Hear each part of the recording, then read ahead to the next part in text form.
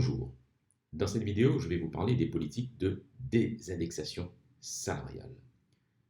Retenez bien ce terme de désindexation des salaires ou salariale.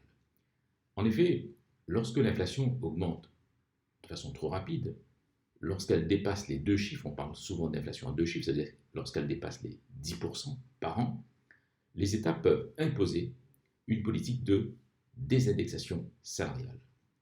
En effet, dans les économies modernes, les salaires et l'inflation sont liés.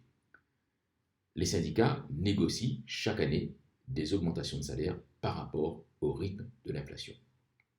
Lié, ça veut dire évidemment que les salaires sont donc indexés sur l'inflation. Prenons un exemple, si l'inflation est de 10%, les syndicats, dans le privé, dans le secteur privé ou dans le secteur des administrations publiques, vont demander au minimum 10%. Et donc, le pouvoir d'achat sera au minimum maintenu. Donc, c'est l'objectif d'une indexation salariale sur les taux d'inflation.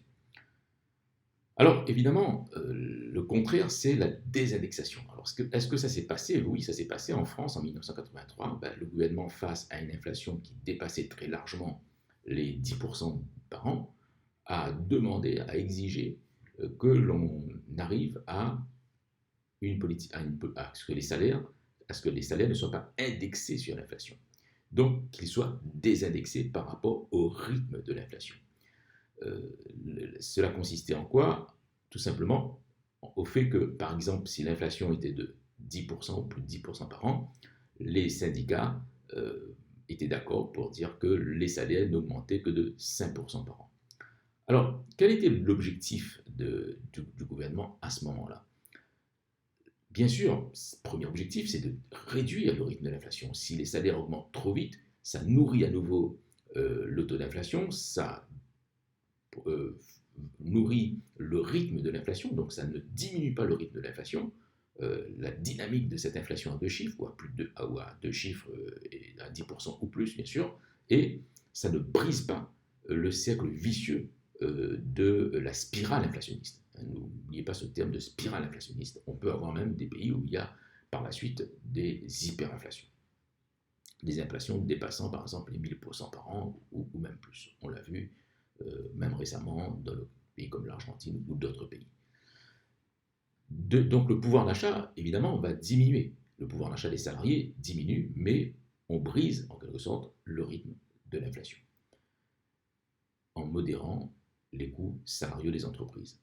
Deuxième avantage, c'est que les prix des exportations augmentent moins vite. Évidemment, si les prix augmentent tout le temps, le prix des exportations sera toujours à la hausse et notre économie sera par la suite moins compétitive. Et c'est pour cela qu'on appelle ces politiques des politiques de désinflation compétitive. L'objectif de délier finalement le rythme des salaires, le rythme de croissance des salaires au rythme de l'inflation, des indexations salariales, c'est justement de retrouver une certaine compétitivité pour les entreprises. Sinon, évidemment, nos prix à nous seront toujours supérieurs aux prix étrangers lorsqu'on est confronté, lorsque nos entreprises sont confrontées à la concurrence internationale. Et nous sommes dans des économies ouvertes où nous sommes, je dirais même, dans une concurrence exacerbée sur l'ensemble des biens et des services. Et ça, il ne faut jamais l'oublier. Alors, autre avantage, c'est qu'effectivement, par la suite, lorsque le rythme de l'inflation diminue, les épargnants sont protégés, les exportations deviennent plus compétitives. Là, évidemment, c'est l'objectif poursuivi. Et par la suite, les syndicats peuvent à nouveau demander des augmentations de salaire lorsque l'inflation se réduit de façon significative. Voilà donc ce qu'il faut répondre. Si vous avez une question, à l'écrit ou à l'oral, si vous avez à traiter des questions relatives à l'inflation ou à la politique économique de façon plus générale, n'oubliez pas donc de bien comprendre la signification des politiques de baisse de prix qu'on appelle les politiques de désindexation salariale. Je ne parle pas ici, bien évidemment, du rôle de la politique monétaire dans son rôle moteur comme ciblage du taux d'inflation, comme évidemment élément fort d'une politique anti-inflationniste. Donc pour l'instant, je laisse de côté les questions monétaires, mais l'objectif de cette vidéo était de vous faire assimiler un concept, une notion très importante, la désindexation salariale. Je vous remercie, passez une bonne journée, à très bientôt.